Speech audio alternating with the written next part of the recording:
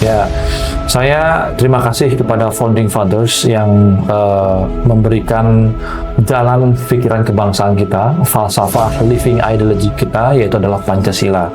Kita bukan negara Islam, kita bukan negara yang syariah hukum, kita bukan negara yang kerajaan Islamic Kingdom, tapi kita adalah Pancasila based state. Jadi Pancasila berasaskan negara. Jangan lihat sesuatu harus melihat dengan reading between the line. Jadi harus membuat sikap dua sisi. Satu sisi adalah nilai positifnya, satu sisi juga nilai negatifnya. Contoh misalkan tentang kerukunan yang saya turun setiap hari, bagaimana masih ada ya gereja yang disegel, masih ada gereja yang ditutup ya tanpa sepengetahuan pihak berwenang, tanpa sepengetahuan dengan Pemda, Pemprov atau Kementerian Agama. Nah, ini sikap-sikap intoleransi ini masih terjadi di masyarakat. Banyak orang-orang yang tidak jelas di masyarakat, dia menutup rumah ibadah, rumah doa, gereja dengan sewenang-wenang, sweeping tanpa berdasarkan hukum. Ini tidak boleh. Jadi undang-undang kita tidak boleh itu, termasuk KUHP 301, 305, barang siapa yang menutup, mengganggu, menyegel, mengganggu dan menolak, itu ancamannya 1-5 tahun ancamannya. Nah, ini tidak tahu orang-orang, nah makanya perlu kita sosialisasi.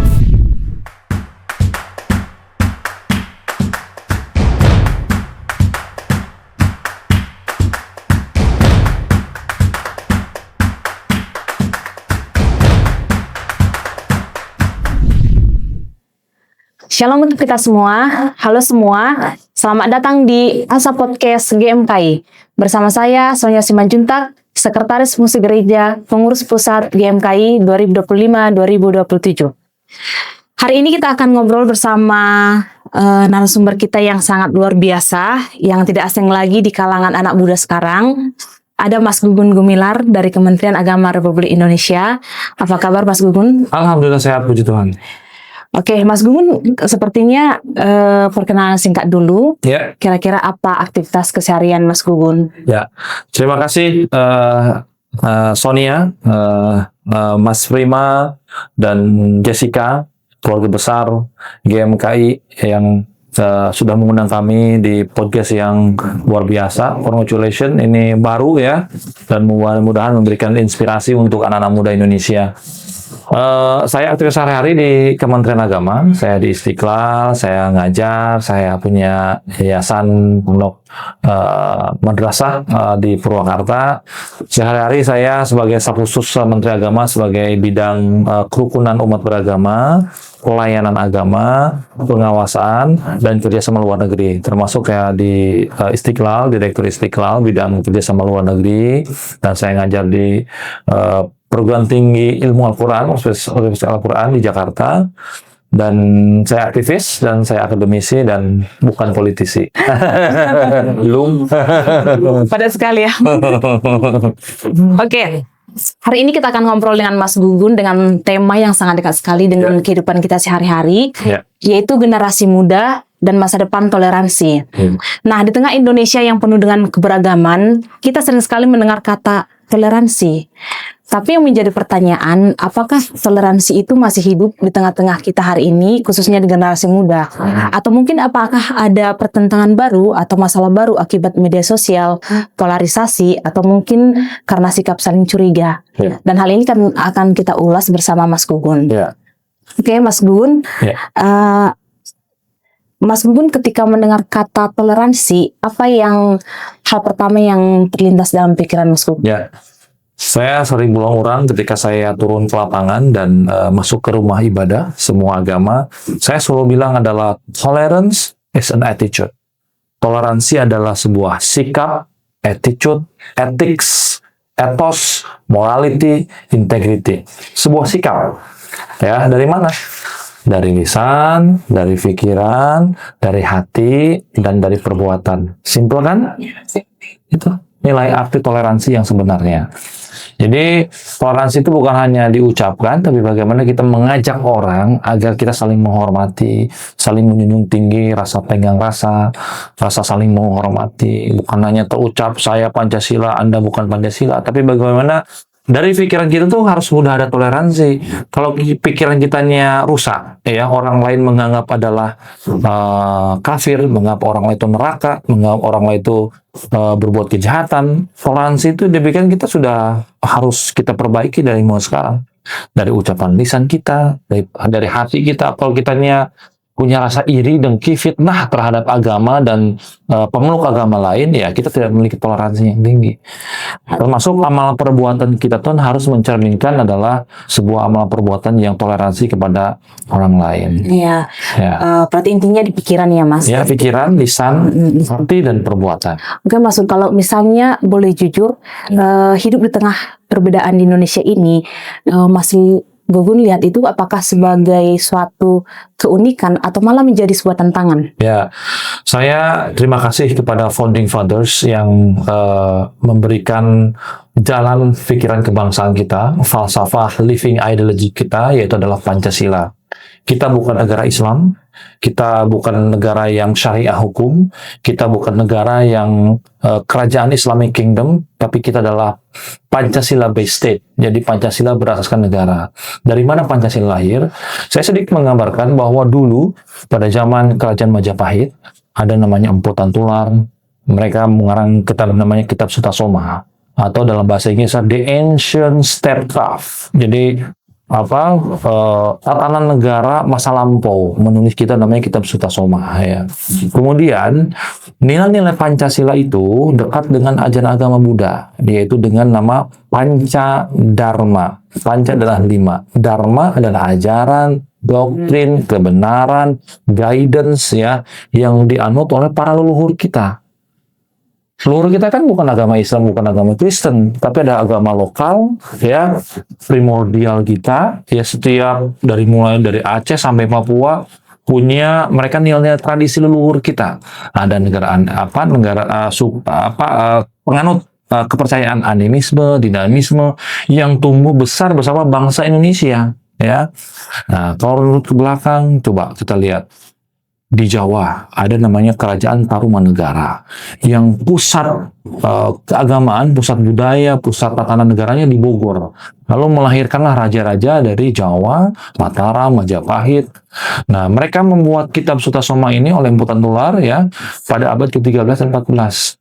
Lalu oleh Soekarno, he coined it.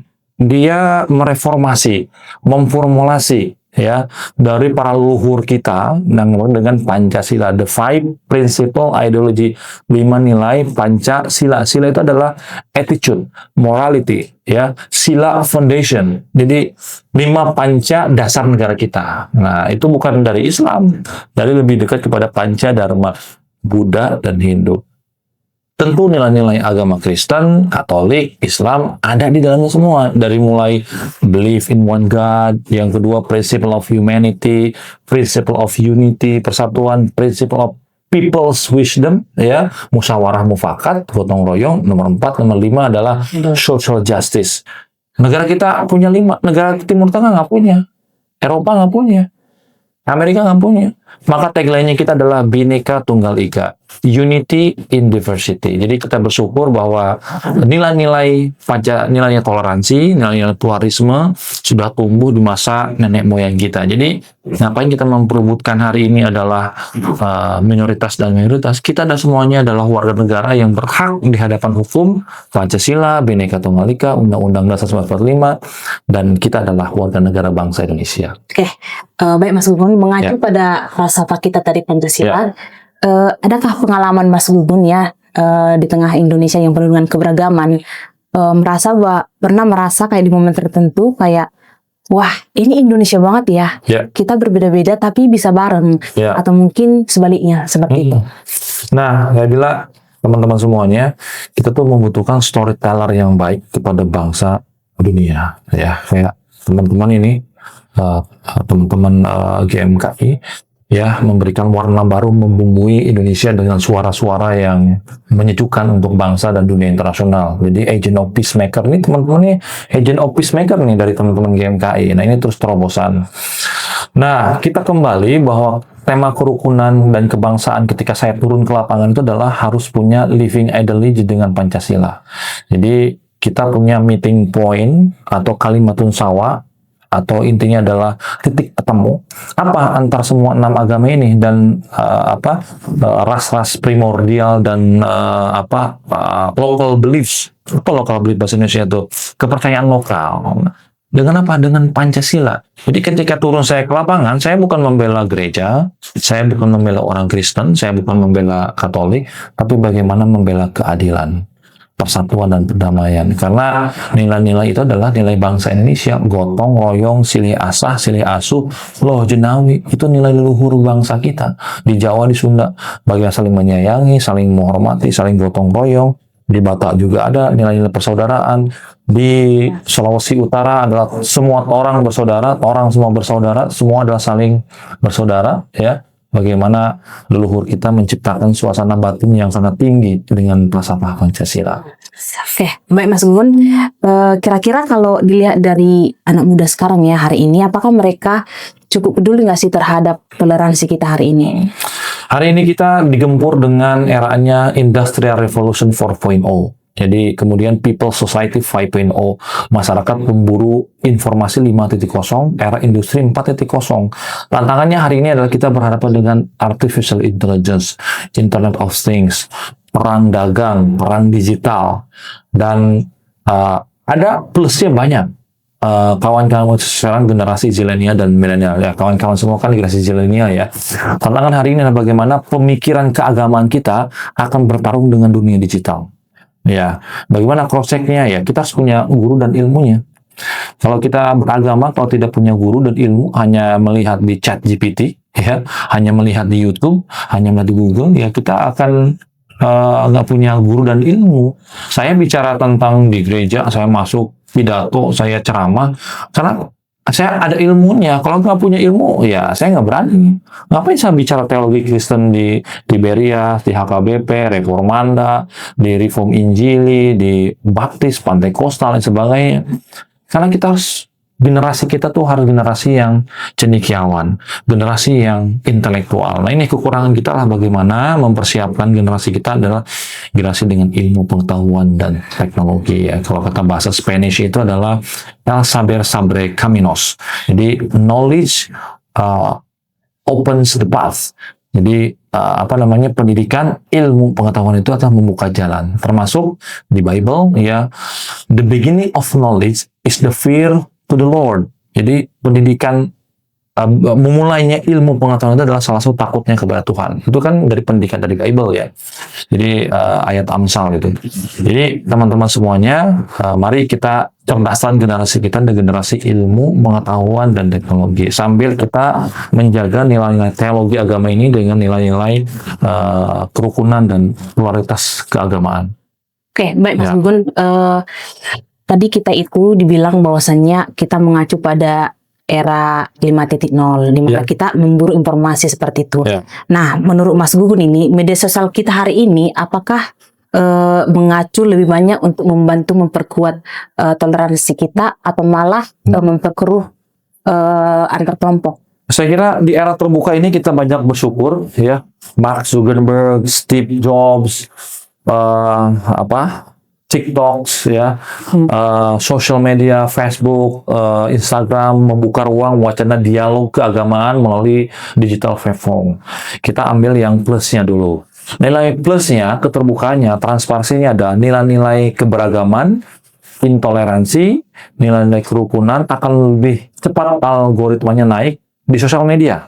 Ya, bukan rilis-rilis dari yang beredar yang di grup WhatsApp, tapi bagaimana siapa yang perbincangannya paling banyak di sosial media, di percakapan internet akan semakin naik, ya, nilai-nilai kerukunan termasuk nilai intoleransinya. Nah, kita harus menyikapi ini dengan secara terbuka, proporsional, dan secara sesuai dengan kapasitasnya. Dalam artian teman-teman juga jangan melihat sesuatu, harus melihat dengan reading between the line. Jadi harus membuat sikap dua sisi. Satu sisi ada nilai positifnya, satu sisi juga nilai negatifnya. Contoh misalkan tentang kerukunan yang saya turun setiap hari, bagaimana masih ada, ya, gereja yang disegel, masih ada gereja yang ditutup, ya, tanpa sepengetahuan pihak berwenang, tanpa sepengetahuan dengan Pemda, Pemprov atau Kementerian Agama. Nah, ini sikap-sikap intoleransi ini masih terjadi di masyarakat. Nah, oleh karena itu, mari kita cerdaskan generasi kita agar terus literasi pendidikan agama, ya, termasuk bagaimana kita meningkatkan kecerdasan kerukunan kita agar kita menyongsong Indonesia Emas 2045 itu dengan rukun, aman, damai, dan adil. Oke, Mas Gugun, tadi Mas Gugun menyinggung sedikit soal tentang kasus-kasus penutupan rumah ibadah seperti itu. Nah, menurut Mas Gugun nih, apa sih sebenarnya akar masalah terjadinya kasus-kasus penutupan rumah ibadah, penolakan beribadah yang ada di beberapa daerah di Indonesia? Saya kira di ruang dialog yang sangat terbuka ini, yang the new modernization, jadi eranya modern, era baru, kemudian era sangat terbuka, ya, era globalisasi yang sangat terbuka, sangat luas sekali. Orang itu ketika ada tindakan injustice akan dipromosikan lebih utama. Nah, saya melihat ketika di lapangan adalah kurangnya dialog antara semua umat beragama, mobil khusus di FKUB, camat, lurah, kelompok umat, mohon maaf, yang minoritas, padahal tidak ada kata minoritas di undang-undang kita, semua ada warga negara, ya. Jadi warga negara yang memiliki hak untuk beribadah, mereka tidak dirangkul oleh teman-teman yang tinggal di setempat, ya, di mana mayoritas minoritas ini tidak saling komunikasi gitu. Jadi kebanyakan mereka itu, ya, mereka saling meninggalkan satu sama lain. Mereka yang mayoritas di Jawa ini adalah Muslim, mau buat gereja susah karena padat penduduk, karena mereka wilayahnya itu memang sudah ditempati banyak orang yang sekitarnya itu yang mayoritas. Nah, perlu adanya dialog antar umat beragama. Nah, di sini fungsi dari FKUB, fungsi dari MUI, fungsi dari tokoh-tokoh agama, ya, bupati, camat, polisi, wali kota, ya, ini harus rajin turun ke lapangan, ke daerah. Jadi kita harus melonggarkan untuk mereka berbuat punya haknya untuk beribadah. Nah, ini tugas dari teman-teman di bawah, bagaimana hak-hak untuk umat beribadah di bawah ini harus kita saling mendukung satu sama lain. Jadi saya kira harus rajin dialog di lapangan, saling keterbukaan, dan paling utama adalah tentang pendidikan literasi agama kita yang harus kita tanamkan sejak dini. Ya. Baik, Mas Gugun. Tadi Mas Gugun sampaikan bahwasanya kalau masalah penolakan ibadah itu harus perlu ada dialog. Dialog. Ya, betul. Lalu bagaimana ketika penutupan rumah ibadah itu ditutup hanya dengan alasan tidak memiliki persyaratan atau udah memenuhi persyaratan SKB Domentel itu?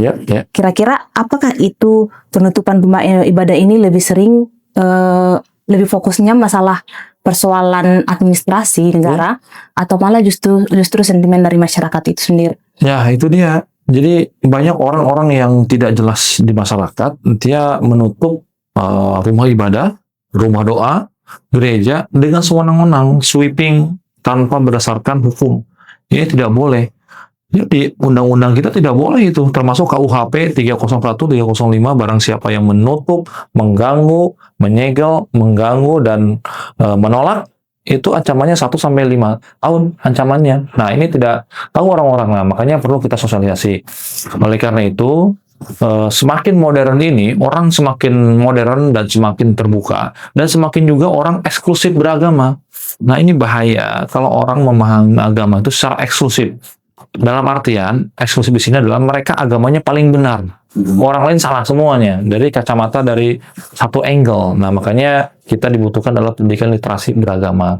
Jadi, ini adalah bukan tugas hanya Kementerian Agama, dari ini adalah tugas GMKI agar mengawal kerukunan ini supaya menuju Indonesia Emas 2045. Saya berharap GMKI terus memberikan suara-suara yang bagi teman-teman di bawah, diberikan sumbangsi kepada pemerintah, kepada negara, agar umat kita tercerdaskan, agar umat kita memberikan solusi keberagaman di Indonesia. Nah ini teman-teman semuanya, hampir saya tiap hari dihubungi pendeta, romo, ya, bagaimana untuk mendampingi kasus-kasus yang terjadi ya di daerah, ya, dan perlu atensi dari negara, dan negara harus hadir, bukan justru memberikan secara eksklusif menutup diri sini agar tidak terbuka dengan orang lain. Nah ini adalah kita harus menjaga keberagaman dari mulai RT, RW, tokoh masyarakat, FKUB, ya, sampai ke wali kota, bupati. Karena tanda tangan rumah ibadah IMB-nya itu bukan di Menteri Agama, bukan di pusat, tapi adalah di bupati dan wali kota. Penerbitan IMB itu. Kementerian Agama tidak bisa menerbitkan IMB. Wali kota dan bupati. Ini sangat politik di daerah-daerah. Oleh karena itu, maka kalau musim pemilu pasti akan datang kepada pesantren, madrasah, ke ulama. Tapi ketika berbicara kerukunan, ya mereka tidak boleh bikin IMB itu kan. Jadi dua mata pisau yang harus kita perbaiki bersama-sama. Ya. Mas Gugun, tadi itu kan masalah penerbitan IMB itu harus dari wali kota atau dari bupati. Ya. Nah, kira-kira kenapa masih ada gereja yang kesulitan mendapatkan izin beribadah, padahal kita instansi pemerintah harusnya mengetahui bahwa kebebasan beragama itu dan kebebasan melaksanakan ibadahnya itu kan di jam negara. Kira-kira apa dasarnya kenapa dipersulit begitu? Ya, kita teman-teman kita yang umat Kristen Katolik, bahkan umat Islam di Tomohon, kemarin saya baru menyelesaikan di Tomohon juga, ya, udah 30 tahun ya. Kemudian teman-teman di Singkel Aceh juga susah bikin gereja. Kemudian kita bikin masjid di Bali juga susah, di NTT juga sama. Ini bukan persoalan minoritas. Ini bagaimana kesadaran berbangsa bernegara. Di Papua susah juga bikin masjid, ya. Di NTT susah tuh bikin masjid juga sama. Jadi saya kira ini ada yang salah dengan pemikiran bangsa negara kita, Pak, di daerah ini, ya. Jadi dari mulai sekarang saya kira nilai-nilai Pancasila ini harus ditanam di anak-anak muda. Ya, saya yakin Indonesia akan semakin maju, tapi kalau dimulai dari sekarang, pemahaman literasi beragama, pemahaman literasi tentang keagamaan, dialog agama, interfaith dialog harus dari mulai sekarang kita junjung tinggi lagi. Karena nilai toleransi itu bukan jaga gereja, bukan itu. Saya bilang tadi, bukan hanya jaga gereja, bukan hanya memberikan bantuan, bukan hanya mengucapkan salam, selamat Natal, itu hanya cover aja. Tapi bagaimana sikap toleransi itu dari hati, pikiran kita, lisan kita, di perbuatan. Itu nilai esensi yang paling utama beragama. Karena nilai beragama itu bukan nilai sholat 5 waktu, bukan kita belajar di gereja, tapi nilai beribadah dan toleransi itu adalah bagaimana to civilize, to respect, bagaimana berperadaban dengan umat lain, to respect dengan umat lain. Ya, Mas Gugun, tadi Mas Gugun mengatakan bahwasannya penutupan rumah ibadah ini bukan bicara tentang minoritas atau mayoritas. Lalu bagaimana peran Kementerian Agama Republik Indonesia khususnya ketika mendapati kasus adanya penolakan pendirian rumah ibadah? Ya, saya selalu mengatakan kepada teman-teman di bawah, saya birokrasi ketika ada terjadi intoleransi di masyarakat. Saya turun ke lapangan, ya, saya potong dirjen, sekjen, kanwil, kepala kantor agama. Orang sudah ya di demo, dan orang sudah kewalahan, ya, berhadapan dengan orang-orang hardliner, ya. Kita nggak bisa bersurat lagi, kita harus potong birokrasi. Nah, oleh karena itu, ketika ada kejadian di lapangan, saya mengatakan Kanwil, Kemenag, sesuai dengan tupoksinya, ya, penyuluh-penyuluh agama turun ke lapangan. Kasubdit, staf semuanya dari dirjen Katolik, Kristen, FKUB, PKUB, kepala kantor wilayah provinsi, kabupaten, dengan tupoksinya turun ke lapangan. Termasuk dari teman-teman dari Kemendagri juga, RT, RO, Lurah, Camat, ya, Satpol PP, Bupati, Wali Kota, turun ke lapangan. Kanwil Kumham juga turun ke lapangan. Ini adalah tugas mulia kita bersama. Saya selalu berpikir, teman-teman, ayo dong turun ke lapangan, lihat ke bawah, ya. Ya, jangan mengecilkan, ini kasus-kasus yang kecil, ini adalah sumbu yang kecil akan menjadi besar kalau kita tidak aware terhadap masyarakat sekitar. Orang, saya sudah 2 kali tuh datang ke Poukan, saya udah kasih peringatan. Pendeta Mekasiaan, Ternyata saya udah bilang ke Pak Bupati, ke Pemda bahwa kalau kita tidak selesaikan ini akan menjadi fire di kemudian hari. Akhirnya benar juga kan, menjadi api di kemudian hari. Kemarin terjadi. Ya, jangan sesuatu menunggu hal-hal yang viral dulu di masyarakat. Ya, contoh di Tasikmalaya, ya kemarin penganut aliran kepercayaan dibakar ya, di Halmahera kemarin kan saling membunuh ya beberapa bulan kemarin di Halmahera Utara ke sana. Jadi ini adalah kunci kebersamaan kita agar umat kita rukun ya. Kalau kata Plato itu the righteousness is a foundation of the state. Keadilan, kebajikan, kebaikan di masyarakat kita ya adalah fondasi dari berbangsa dan negara. Nah, kalau kita yang kerukunannya nggak kuat, GDP tinggi, kata McKinsey kita akan masuk dengan besar ekonomi dunia. Tapi kalau fondasi beragamanya kita rapuh, useless, kita nggak akan menjadi orang yang beragama sesuai dengan Pancasila. Kan nomor satu, believe in one God. Jadi kita beriman kepada Tuhan yang Esa. Bagaimana kita akan hidup dari nomor 2, nomor 3, nomor 4, nomor 5, fungsi beragama nggak kuat, kita akan menjadi bangsa yang rapuh. Jadi orang tua kita dahulu sebelum membangun bangsa dan negara, kerukunan dalam kerajaan kita harus kuat dulu untuk membangun bangsa. Ya. Jadi kalau kata profesor teologi Kristen saya di Amerika Serikat, the holy man of our time is not a figure like Buddha Gautama, is not a figure like Jesus, is not a figure like Prophet Muhammad, peace be upon him. A man who could find the world religion, he or she can find, explore, ya, grow, and deepening of faith.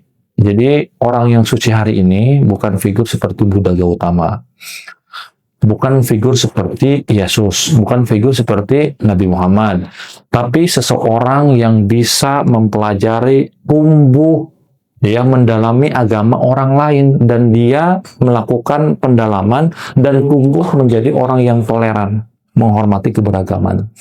Nah, kita harus mencontohkan orang-orang figur terdahulu kita, Nabi Muhammad, Yesus, Buddha Gautama, mempelajari semua agama, tapi tidak melupakan agama kita sendiri. Yaitu saya melakukan dengan passing over. Apa itu passing over? Menurut Profesor Kristen Teologi saya, passing over itu adalah saya mendalami Kristen Teologi Kristen selama S2 dan S3 saya. Tapi saya tidak meninggalkan baju saya sebagai umat Islam. Seorang Muslim, saya sholat, ketika saya sholat di gereja di Amerika, di Eropa, saya menghadap kiblat. Tapi root saya adalah sebagai seorang Muslim. Nah, kita pelajari seperti itu. Keberagaman adalah sebuah fakta. Harmony is a choice. Kerukunan adalah sebuah pilihan. Nah, kita dari mulai interfaith dialogue, berubah menjadi dialog teologi agama. Nah, inilah GMKI tugasnya. Dialog teologi agama harus kita rukunkan dari mulai sekarang. Tadi Mas Gugun bilang bagaimana tentang toleransi itu antar umat beragama seperti itu. Timbul pertanyaan saya tadi, apa yang membedakan antara menjaga kepercayaan kita dengan intoleransi? Apa yang membedakan kedua hal ini? Ya, kepercayaan, keyakinan adalah basic seseorang beriman kepada Tuhan. Ya, kita punya faith, punya iman, ya, punya beliefs. Kalau di dalam bahasa Indonesia adalah iman, tapi dibungkus dengan agama.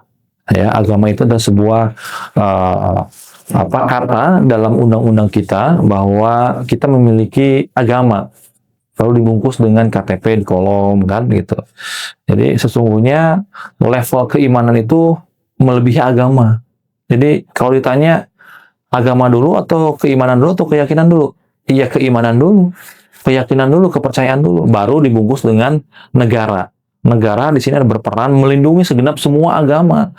Nah, jadi kalau kita merumuskan kata agama, sesungguhnya A itu bukan tidak, agama itu bukan kacau. Jadi agama itu sebuah kata yang dipinjam dari bahasa Belanda, artinya religio.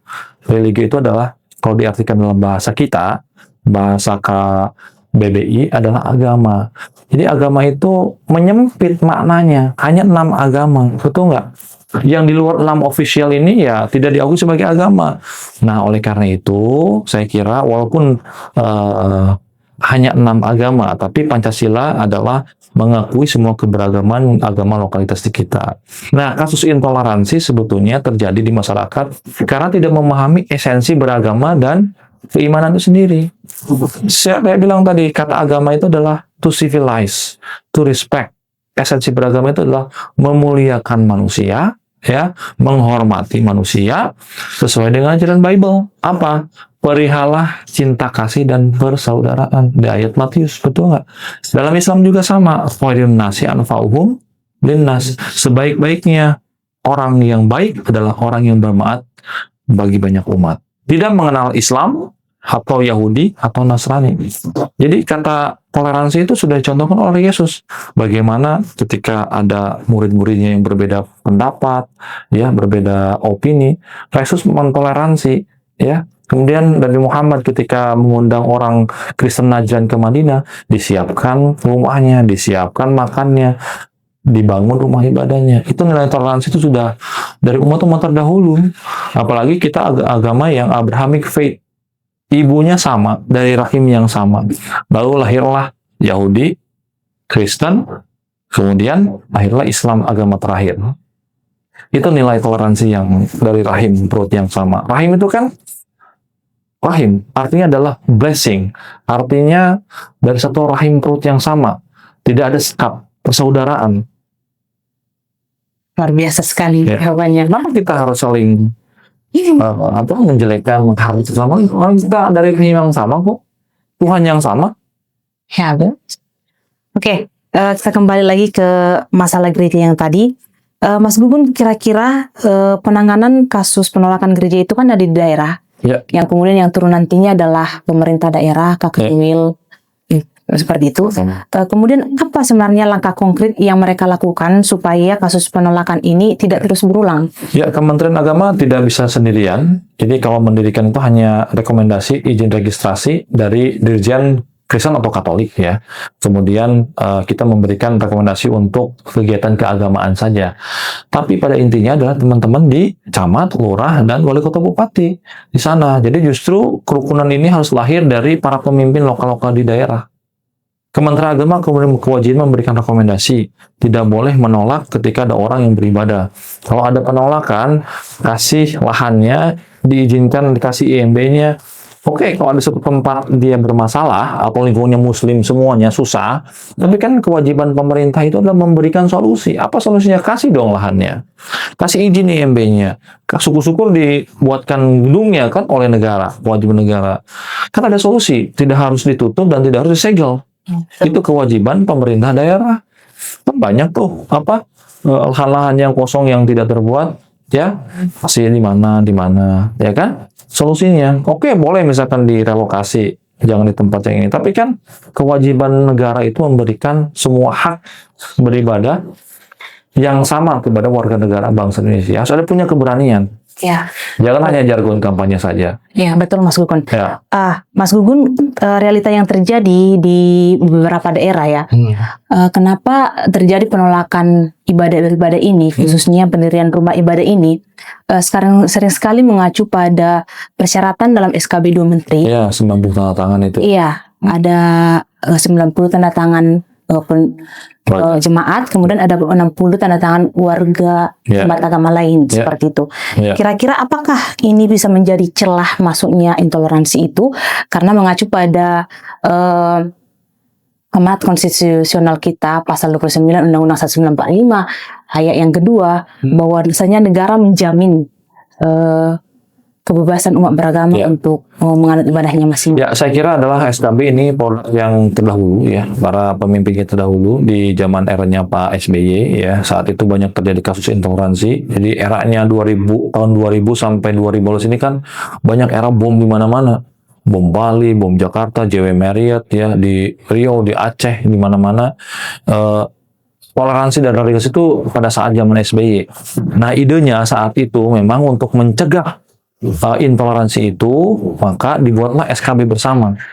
Nah, sekarang kan sudah eranya berbeda. Eranya saya bilang tadi, Internet of Things, Industry Revolution 5.0, dan People Society 5.0. Saya kira perlu kita dikaji ulang, ya, tentu dengan menghilangkan esensi dari itu sendiri. Dan ini tidak mudah. Pemerintah, DPR, bersama pusat, termasuk bupati, wali kota harus ikut nimbrung di sini. Suatu saat nanti kita akan tinjau ulang. Belum saat ini. Tapi pasti akan tinjau ulang. Karena peradaban semakin maju, teknologi semakin maju, orang berpikir cerdas, kemudian juga tantangannya berbeda-beda. Saya yakin SKB ini akan ditinjau ulang, direvisit, direvival, supaya lebih hidup lagi, tanpa menghilangkan esensi dari kerukunan itu sendiri. Nah, saya kira mungkin kita harus membuat kajian, ya, dan sudah dan akan, ya, kita harus menegosiasi dengan presiden, ya, dan ini tidak mudah, banyak kepentingan politik di daerah, dan saya yakin SKB ini akan memberikan keleluasaan untuk umat-umat agama di semua agama, ya, untuk beribadah dengan baik dan benar. Berarti Mas Gugun, ini SKB 2 menterinya sudah tidak relevan lagi di zaman sekarang. Iya dong. Undang-undang dasar kita di amandemen 4 kali loh. Terakhir itu tahun zaman Pak SBY, ya, terakhir. Dan ini amandemen yang tidak bisa dirubah ini adalah bagaimana Al-Quran dan the Bible. Nggak bisa dirubah. Hanya kita bisa menafsirkan. Betul nggak? Ya, betul. Kita ada tafsir Bible, ada tafsir Al-Quran. Ya, semua produk human itu bisa direvisi. Contoh misalkan, Pancasila. Bisa nggak dirubah Pancasila? Bisa. Contohnya apa? 17 kata dalam Pancasila. Contoh. Melakukan ibadah sesuai dengan syariatnya masing-masing. Keberatan dong orang nasionalis dan orang Kristen yang pada saat itu.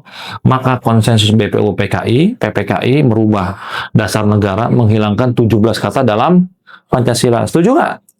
Kan itu diskusi nilai para leluhur kita. Konfirmasi tuh, maka hilanglah 17 kata. Maka lahirlah ketuhanan yang Maha Esa.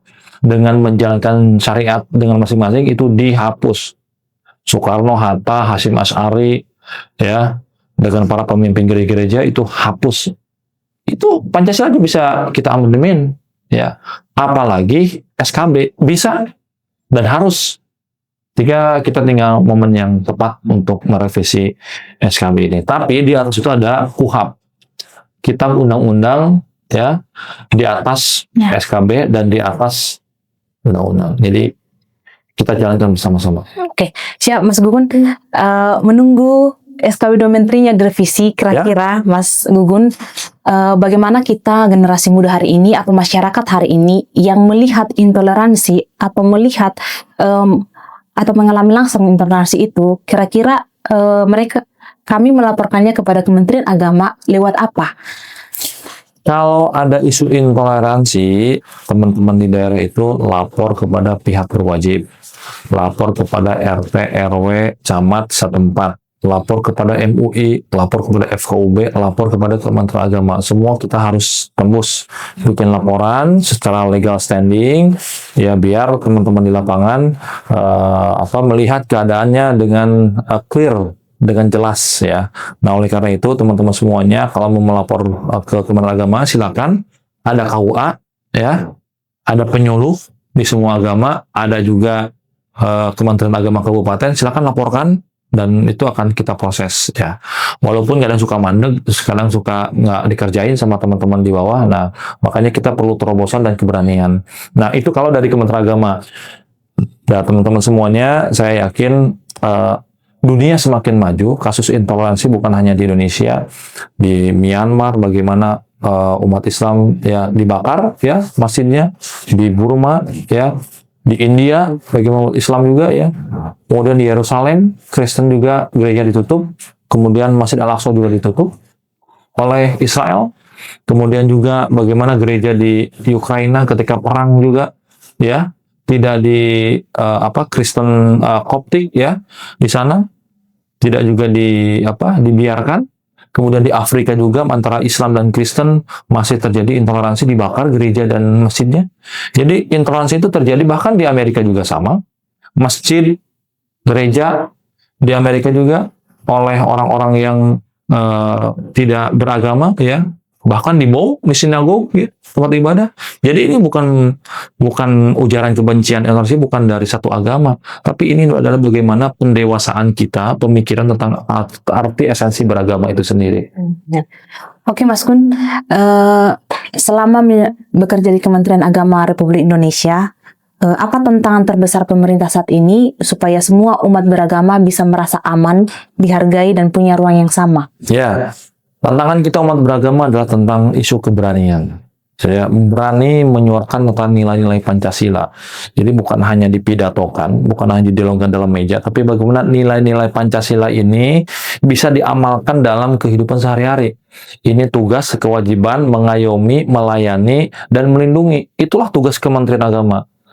Mengayomi, melindungi, dan mengamalkan. Inilah tugas negara, dan kita sedang di pemerintah, ya, kami sangat terbuka kritik, saran, dan masukan dari teman-teman GMKI semuanya agar kita mengawal isu intoleransi di mana saja, mau di Bali, NTT, di Papua, di Sulawesi, mau di Jawa, ya, karena kita di Jawa aja nih sosial medianya penggunanya besar. Coba kalau di Papua, di NTT, di Sulawesi, ya kan. Nah, perlu kita suarakan juga sama. Nah, oleh karena itu, nilai-nilai Pancasila ini harus kita tanamkan dari mulai sejak dini, ya. Contoh, ya, sejak kita lahir kan, yang kita ajarkan itu nilai teologi agama. Bayi baru lahir dibaptis kan, tentang ajaran Yesus Kristus. Kemudian di ajaran Islam dikasih adzan, dikasih sholawat, Allahumma sholli ala sayyidina Muhammad. Itu nilai ajaran toleransi yang sebenarnya. Semenjak kita dilahir, kita dibaiat oleh agama kita agar kita rukun dengan Tuhan, rukun dengan manusia, rukun dengan alam lingkungan sekitar. Manusia lupa nilai itu, maka kita kembali rekontekstualisasi kehidupan kita dengan Bible, kehidupan kita dengan Al-Quran, supaya hidup itu tenang. Kalau kita berjarak gereja dengan umat, masjid dengan umat, ya, bahaya ini, Pak. Lebih baik membangun 1000 gereja, 1000 masjid, dibanding 1000 diskotik, dibanding 1000 mall. Ya kan? Umat kita jadi jauh dengan agama. Maka saya bilang, jadilah muslim yang baik bagi dirimu sendiri, bagi umat yang lain. Ya, dari mana? Dari rumah ibadah, dari Al-Quran, dari Bible, dari gereja.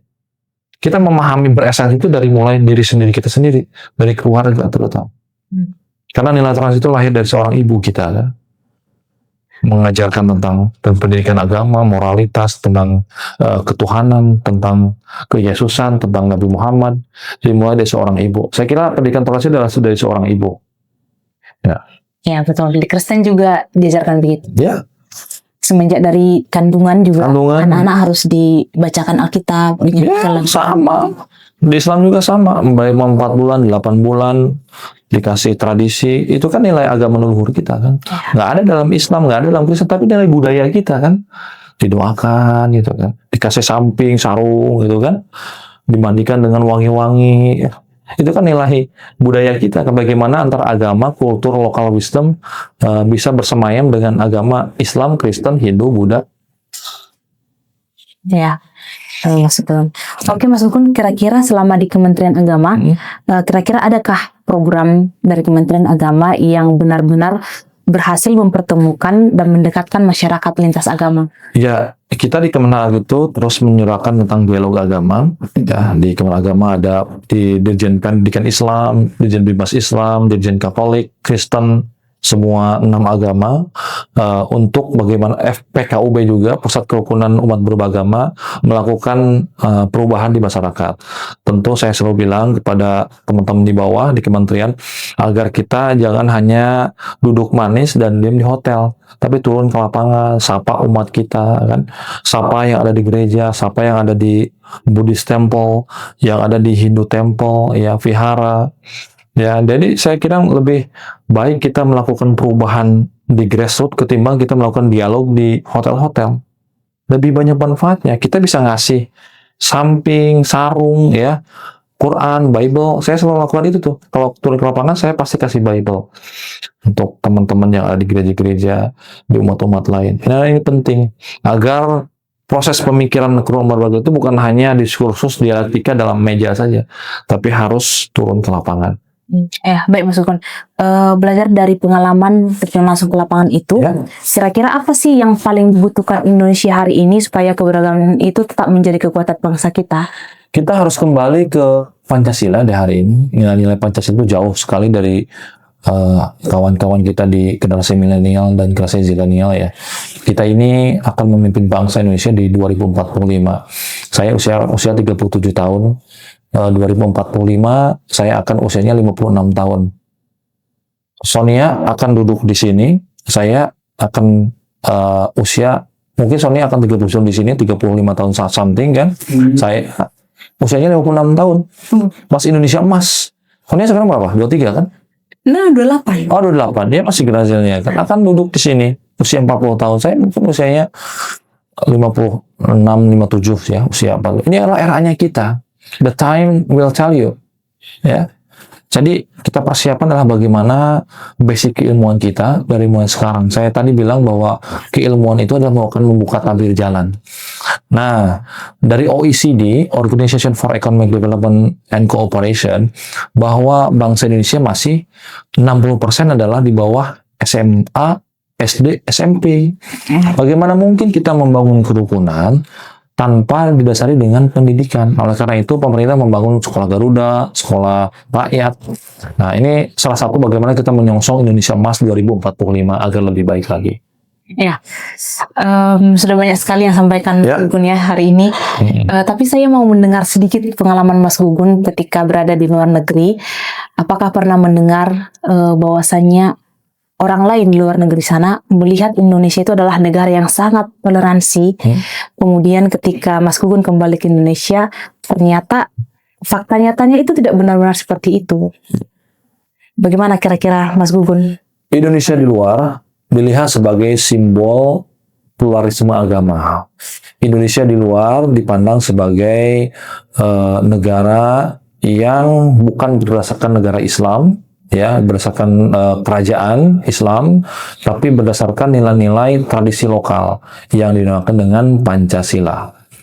Kalau di Amerika ada namanya I Pluribus Unum. Kalau di kita ada namanya Bhinneka Tunggal Ika. Ya, bersatu-satu tapi satu jua. Nah, nilai ini dianggap sebagai nilai toleransi yang tinggi bagaimana umat Islam yang hampir 90% ini bisa menerima Pancasila.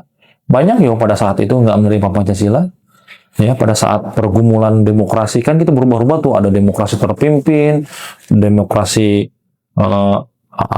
ketika tahun 45 sampai ke 60 kan diganti terus kan.